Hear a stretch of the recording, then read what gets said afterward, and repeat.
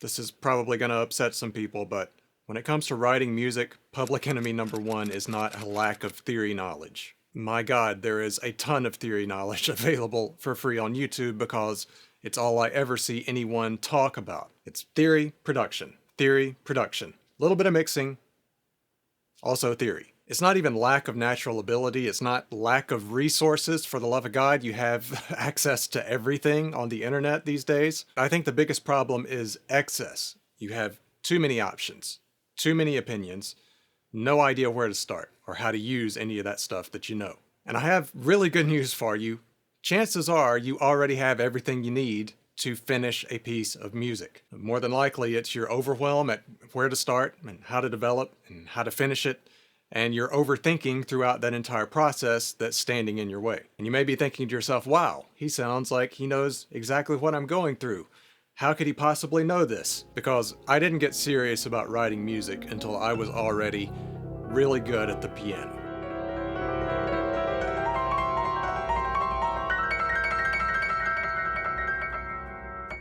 That might seem like an arrogant thing to say, but I had been studying since I was 8 years old. So by the time I got to college, I already knew a ton of theory and was more than proficient at the keyboard.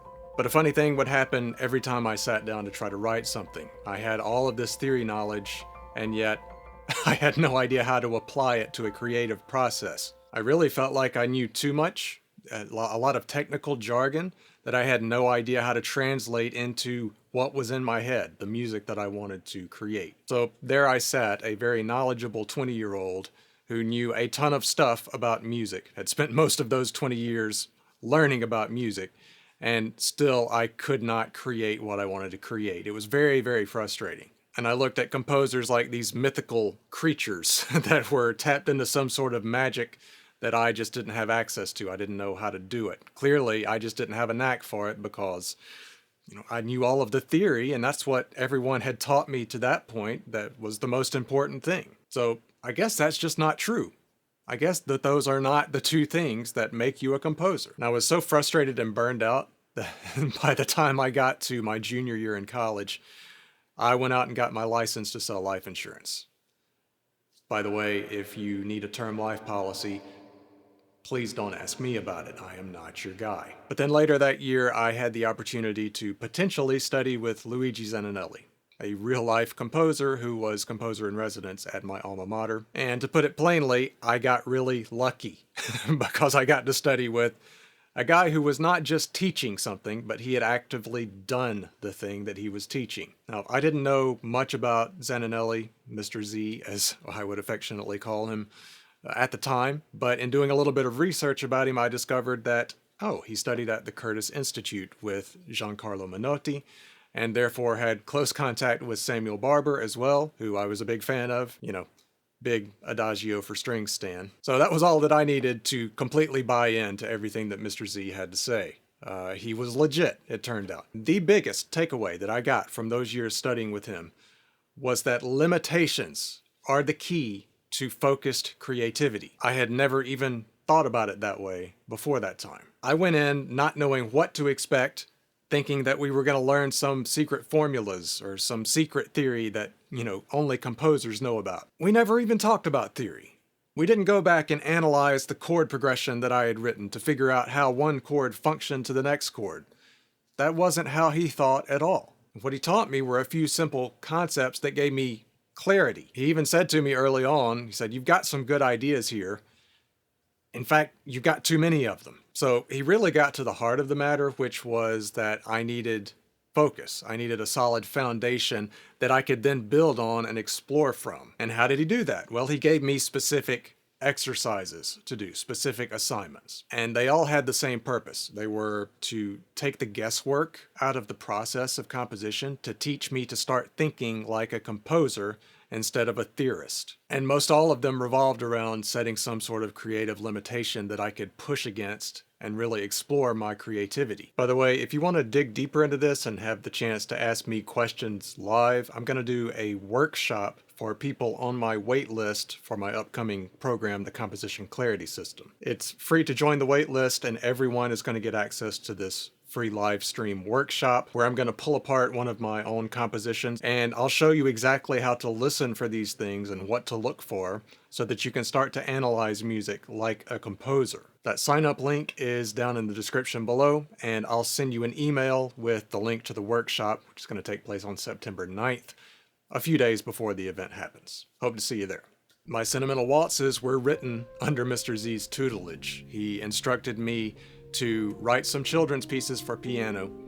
That was a limitation. And you can only ever have 3 notes that sound at one time. So no chords with more than 3 notes. But then I learned how to create the implication of having all of these extended harmonies and extended tertian chords with only 3 notes because of how they fit in context with everything else. And I ended up creating pieces that I never would have created without those restrictions that he placed on me. He would have me borrow forms, entire forms. He used to say every piece has a model. And he would have me borrow forms from existing pieces that I loved and that we already knew worked really well, and then decorate those forms with my own material. And this once again just gave me clarity and structure. I didn't have to make every decision all at once. I could focus on discovering my own harmonic language instead of trying to figure out how all of the little pieces would fit together. Because when I used to do that in my own freestyle work, I would just skate across a bunch of ideas and never develop any of them, and never create a cohesive section of music or cohesive phrases. It just sounded like one long run-on sentence. He would give me a fixed rhythmic structure for my melody.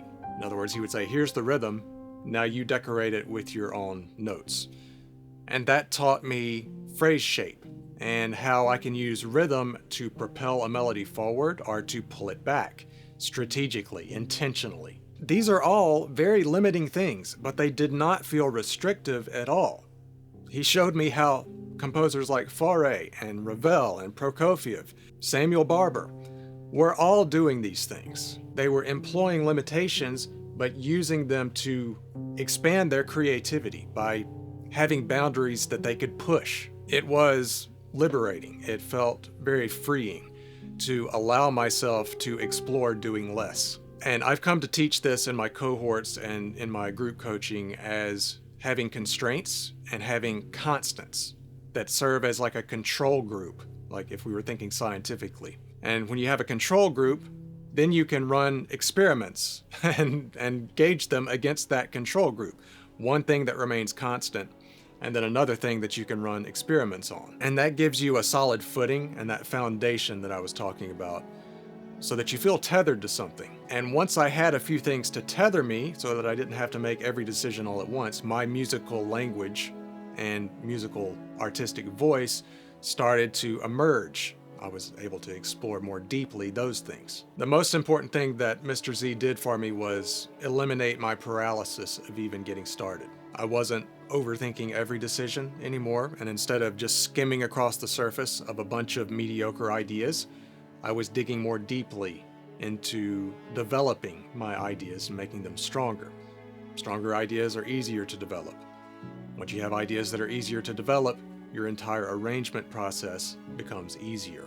So the effect that this had on my music was it went from feeling flighty and unsure of itself to focused and intentional. And there's simply no greater lesson that I can teach you than to learn to use limitations for your creative benefit. It absolutely changed the entire course of my career, because I was definitely on my way to just being a really good pianist and organist who could play really well, really wanted to write music, but had no idea how to actually focus my ideas and get them out of my head. So whether you're a hobbyist or a professional composer or any stage in between those two things, you probably don't lack ideas. You may have an excess of ideas. Consider what self-imposed limitations that you can set for yourself as a prompt at the beginning of a project. The more specific they are, the better. Then those limitations will force you to find creative solutions and explore areas that you just would not without them. Let me know down below if this resonated and what creative limitation you can set for your next project that will help focus your creativity.